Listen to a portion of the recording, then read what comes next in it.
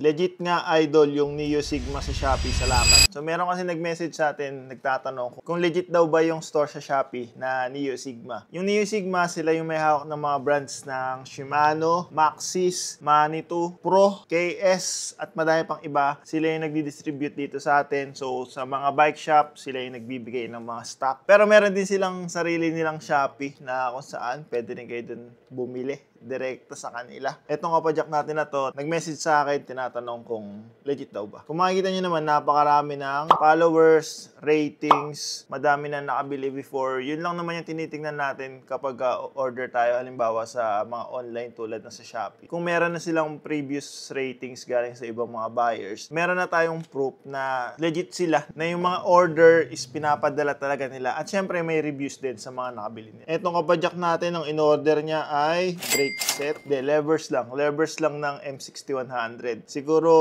pag-upgrade to, papalitan niya yung ano niya. Yung non-series siguro niya para short levers na siya. At hindi kinakalawang.